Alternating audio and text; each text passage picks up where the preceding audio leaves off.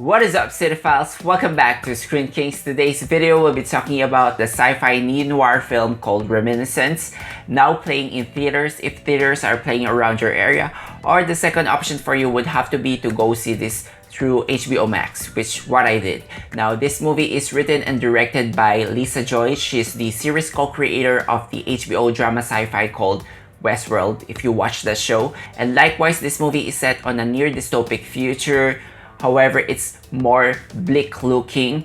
Miami here is overflooded due to global warming, and our main protagonist here, Nick Bannister, played by the one and only Hugh Jackman, operates this small business that allows people to revisit their old fond memories. One of his clients here is May, played by Rebecca Ferguson. He falls in love with her, so passionate and so deep that when she suddenly starts to go missing, he's on this obsessive path of knowing her true whereabouts. Now, quick reminder guys, if you haven't subscribed yet to the channel, please do so. Hit that subscribe button for weekly reviews of movies and TV shows, and while you're at it, give this video a like because it really helps the channel. Now, I'm gonna mention some of my favorite sci-fi movies that I can think of while watching this movie: Inception, Minority Report, Blade Runner 2049. Those movies are only some of the examples that will remind you while watching this movie. And I've said this before in the channel, derivativeness don't really bother me because when you come to think of it, all these movies, they really come from somewhere, and it's hard to conjure something that's completely original these days because when it comes to sci-fi genre, everything has been done. It's all about how you own it, how you make it refreshing and remarkable, regardless that you're basically taking pieces here and there from other sci-fi films. That's okay. And you know, visually, I think that is the strength of the movie because I love everything that's going in here. Aesthetically speaking, we have here Miami that's been submerged half underwater. I like that it works as some sort of an allegory to the immersion tank that Nick Bannister uses here whenever he submerges his clients to go on a dream state. And just the whole appeal of the movie, it feels like it evokes this dreamlike state. It's mostly set on sunrise and sunsets because the whole planet has been overheated that people are just forced to live on a nocturnal lifestyle. So that's a pretty inspired choice. The whole look of it, it looks like a discount version of Venice, and this movie is actually off to a good start.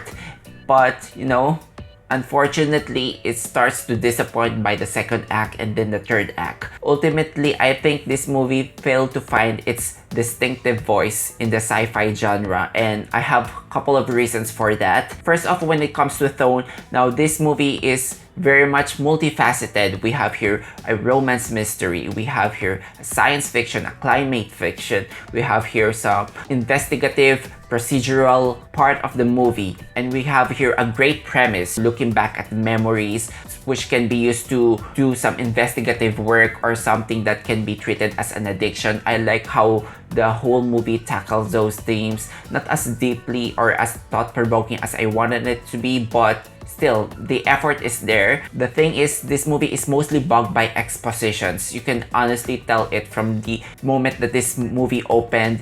We have this narration from Hugh Jackman's character, Nick Bannister, and I wish that the movie just settled for a prefaced prologue text by the beginning of this film, because this movie has its own visual language and it's starting to become one of my pet peeves when movies, they try to narrate everything that's actually happening on screen, and I think it's overdone. I think it's tedious. It starts to become laborious. One of the favorite plot devices here is to go through someone's memories to extract an information, kind of like in Inception where they invading someone else's dream to extract an information that they need.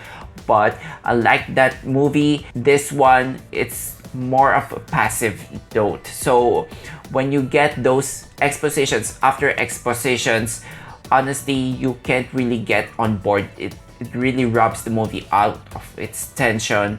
And the other thing that I find lacking is when it comes to romance mystery, it's not really as compelling as you want it to be. Maybe because the movie does not really spend time to build a strong foundation for our two main leads here, played by Hugh Jackman and Rebecca Ferguson. Now, I'm not saying that these two people, these two gorgeous people, don't have the chemistry. They really have a strong chemistry. But apart from their initial meeting, it's mostly reliant on a montage. You know it's true love when you get some montages. But I felt like for that obsessive angle, for his fixation to really work, there has to be an established depth and passion, or else it will come out as shallow. Because the character here, played by Hugh Jackman, he's a decorated soldier and he acts like a lovesick teenager, and I can't really get on board on what he does because he constantly puts his life in danger, does a lot of reckless decisions. Now, I have this nitpick when it comes to the memory retrieval process. I'm not sure if the movie addressed it or I was just not paying attention, but when these memories get played out through the screen, they're mostly told on a third-person perspective. And in my head, if these are actual memories, why they can't be presented on a first person, right? It's being presented almost like it's a CCTV footage. So that really irks me off. Now, Hugh Jackman here has an immense star power. He makes this movie more watchable, and he has a couple of scenes here where he's shirtless, lying inside a tank, and it gives me a lot of flashback to his Wolverine. So he has this innate charisma, but somehow I find that his charisma here is sort of muted. His character is the one who's doing most of the narrations here. It almost feels like there's a parody feel into the movie whenever you get into his realizations. Then Rebecca Ferguson here, when she first came out, I was reminded of this cartoon character just because she's wearing this glamorous red dress. She has her red hair all laid out. She's a sultry, sad jazz singer. So in my head, that's Jessica Rabbit.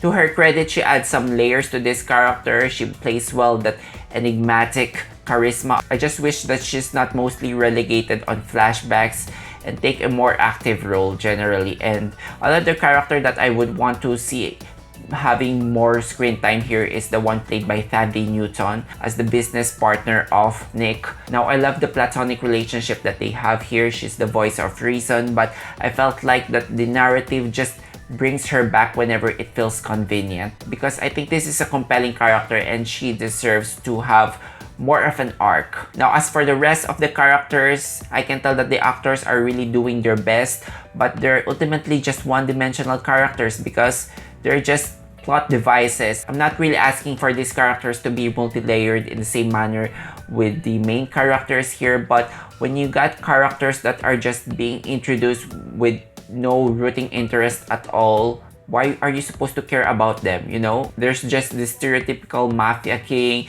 there's this crooked cop. You can spend a lot of time and effort on trying to analyze how these characters play a pivotal role to the disappearance of May, but by the end of it, maybe it's not really worth it because I just don't really care all about the red herrings, all about the plot convolutions and plot reversals that are happening here. And that's a shame because this movie is very much ripe when it comes to its themes and philosophies. The memories being treated like some sort of an addiction, like a drug, and how these people, they started to live their life backwards. They're no longer anticipating future because present day life is just so depressing that they started to live back in the past. So I think that's a sad thought and something that can be delivered with more nuance and open for more interpretation here. The final scene is meant to be something as both beautiful and bleak, but it needed that emotional oomph to deliver that poetry, and I think this movie missed the mark. Now, I'm not saying that Lisa Joy here should stop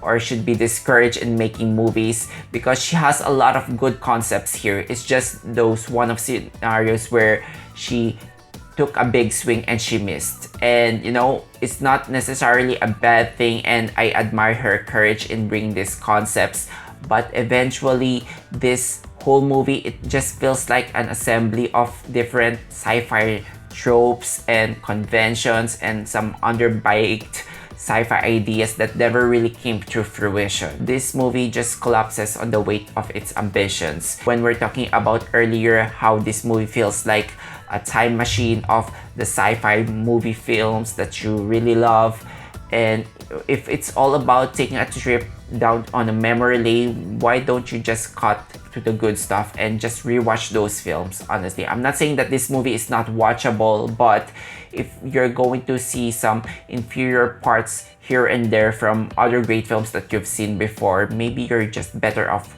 watching those films, right? So overall, this movie is still watchable. You can still call it decent. Maybe it's just me that I'm going too harsh on this one, but ironically, for a movie about memory, I don't really think that I will remember a lot about this movie. So I'm going to give this a 2.5 out of 5 stars. If you like Hugh Jackman or Rebecca Ferguson, go watch this movie. Else, if you're looking for something great here, you're not really going to find it here. So that's it for my review of Reminiscence. How about you guys? Let me know what you think in the comment sections down below. Do you disagree with my opinion? That's okay. Also, if you enjoyed watching this video, hit the like button and subscribe to me for weekly reviews of movies and TV shows. Thank you so much for watching. Until then, I'll see you all on the next one.